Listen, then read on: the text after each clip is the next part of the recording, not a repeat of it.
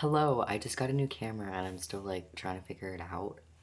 But basically I made this video a little bit ago and it ended up getting age restricted. So I'm going to be remaking it, but I'm not gonna swear this time. And I'm not we're gonna keep it a little bit more PG. So I wanted to discuss fatal orca attacks.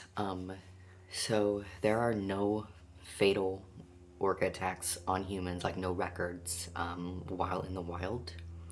There are only fatal orca attacks towards humans in captivity, and there have been 4 in total, and 3 of them were by the same orca. Said orca, his name is Tilikum. I'm gonna go through a history from like chronological order. So February 20th, 1991, Sealand of the Pacific, and that's in British Columbia. A young part-time trainer named Kelty Byrne, she fell into the tank, and in this tank there was Tilikum plus 2 other female orcas.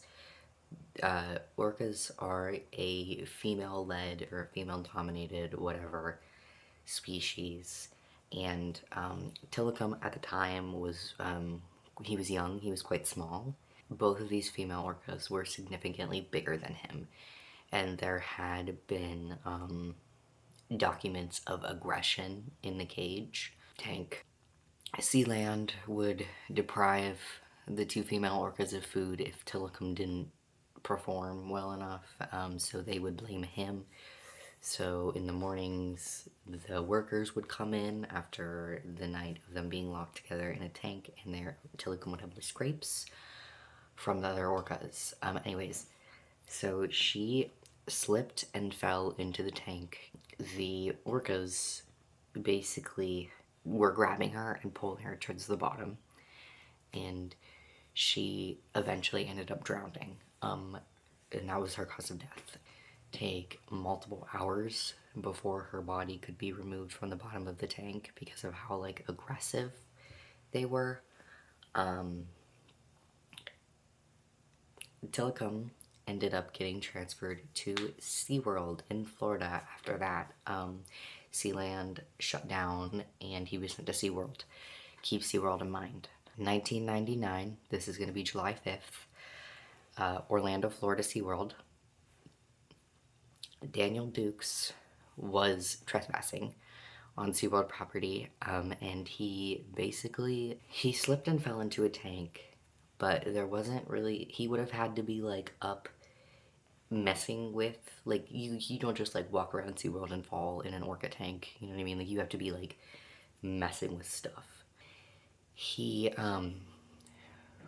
was found dead in the tank, and originally it was suggested that he was drunk / had drugs in his system, but the autopsy said that he didn't. Now SeaWorld says that he drowned, but postpartum his body had orca bite marks, and he was covered in bruises, abrasions, bite marks, and his scrotum had been completely ripped open. So there was definitely some violence there from Tilikum. He fell in Tilikum's tank. We don't know if he drowned and then Tilikum was violent, or if Tilikum was violent and then that's why he drowned. But yeah, SeaWorld did not take accountability for this at all. Next is going to be Keto. Now, Keto was a killer whale that was owned by SeaWorld, but this was in Loro Parque. And Alexis Martinez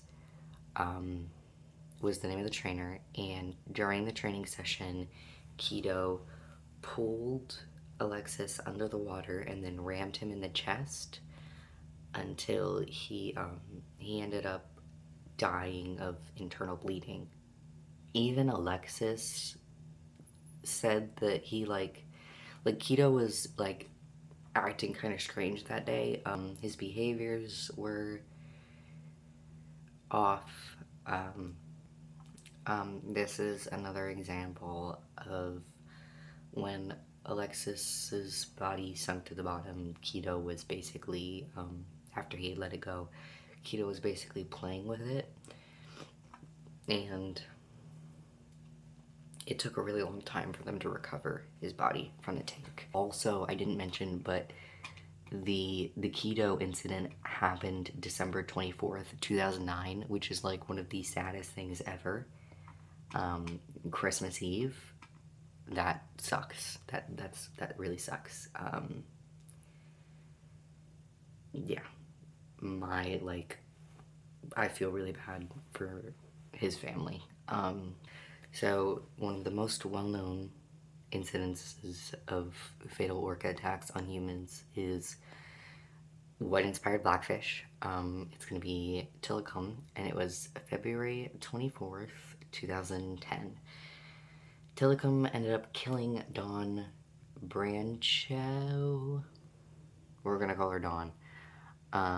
Who was a very experienced trainer at the end of the Dine with Shamu show in SeaWorld Orlando. SeaWorld blames Dawn's ponytail, which is bull crap. Eyewitnesses, both trainers and audiences, state that she was grabbed by her forearm, but SeaWorld likes to say that it's not their fault because she had a ponytail in. And she was basically dragged to the bottom.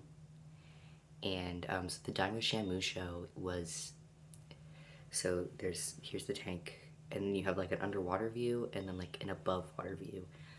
And Dawn was up here and she was dragged down. And I watched some like audiences were under there in the underwater viewing section while this was happening, and I don't really want to get into like too many details. Really brutal. Really brutal. I want to say that there was some scalping. There are a ton of interviews with actual eyewitness trainers and audience members from that day, interviews on YouTube and stuff. They are fascinating in an incredibly depressing way. Yeah, so Tilikum actually, so this happened in 2010. 2010, Tilikum actually died in 2017. And if I'm to my knowledge, he died at SeaWorld. They just kind of blamed Dawn. And yeah, one of the reasons that I'm so passionate about this, the people here that I'm talking about, it wasn't their fault. They were, like, Kelty was like 19. She was a college student. And I think it's really messed up that SeaWorld sees their employees as exposable. Yeah, I see both sides of this, both the treatment of the orcas and then also the lack of worker safety. Like, the whole situation is so depressing to me. And I don't think that a lot of people know about it, unless have you seen Blackfish. Blackfish, if you want to know more, I would actually really suggest watching the documentary. It's pretty legit. No, it's a really well-made documentary. Yeah. And I just kind of wanted to talk about it because I actually really like orcas. They're so intelligent. Like, they're so smart. And the fact that like, if you did this to a human, the human would definitely go crazy and it would probably be warranted. But when it happens in this situation, it's it's a killer whale, you know? And I just think that there's a big double standard there. Anyways, sorry this video is depressing, but I wanted to talk about it. I hope you have a nice day, and goodbye.